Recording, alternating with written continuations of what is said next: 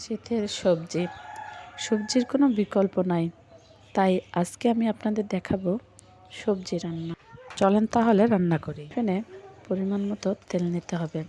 পরিমাণ বলতে তেল একটু বেশি দেওয়া যায়, সবজিতে তেল একটু বেশি দিলে অসুবিধা হয় না। তারপর তাতে দিয়ে দিতে হবে পরিমাণ মতো পেঁয়াজ, রসুন, আদা। কারণ ময় মশলা সব দিয়ে সবজিটা রান্না করলে খেতে অন্যরকম একটা। তারপর দিয়ে দেব তার ভিতরে কিছু চিংড়ি মাছটা দিয়ে ভালোভাবে ভাজতে হবে। রসুন, জিরা, আদার সঙ্গে চিংড়ি মাছটাকে ভালোভাবে নেড়ে ভাজা করতে হবে। যত বেশি ভাজবেন চিংড়ি মাছটা থেকে তত বেশি ঘ্রাণ বের হবে। কারণ বেশি না ভাজলে চিংড়ি মাছটা চাবান দিলে তখন একটু কাঁচা গন্ধ আসবে।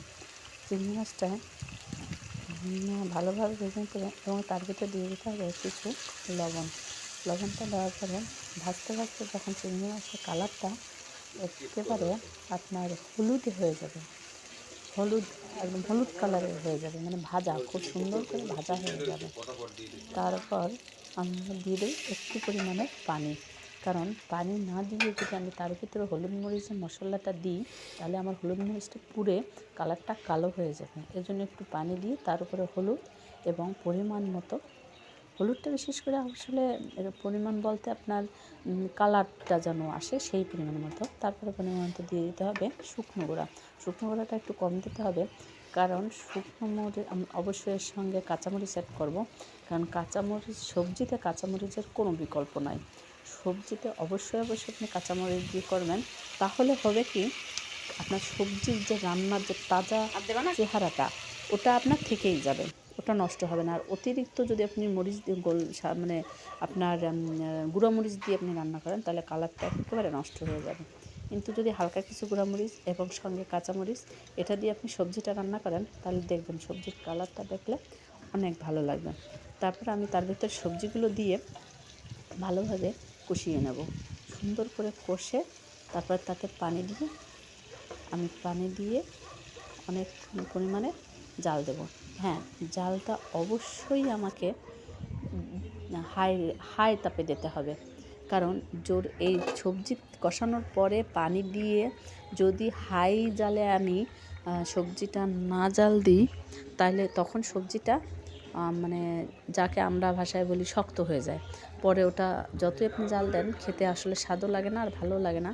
এজন্য সবজিটা দেওয়ার পরে জালটা অবশ্যই মানে হাই রেটে দিতে হবে। দিয়ে ভালোভাবে বলক আসলে ফুটিয়ে দিলে তারপরে আপনি মিডিয়াম আঁচ করে দিতে পারবেন, অসুবিধা নেই। তারপর সুন্দর করে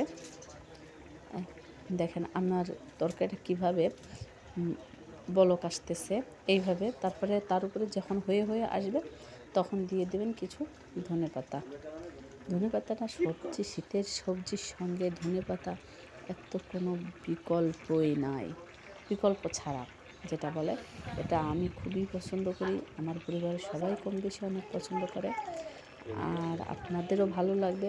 অবশ্যই আপনারা ট্রাই করে দেখবেন রান্নাটা।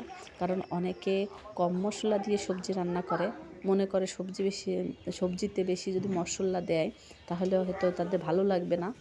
কিন্তু আপনারা সবাই রান্না করে দেখবেন, অবশ্যই ভালো লাগবে। আর আমার জন্য দোয়া করবেন, বেশি কমেন্ট, শেয়ার, লাইক করবেন। আর আমার ভুল ত্রুটি হলে অবশ্যই কমেন্টে জানাবেন, কারণ আমি নতুন। অবশ্যই আমার জন্য সবাই দোয়া করবেন। আল্লাহ হাফেজ, ভালো থাকবেন, খুদা হাফেজ।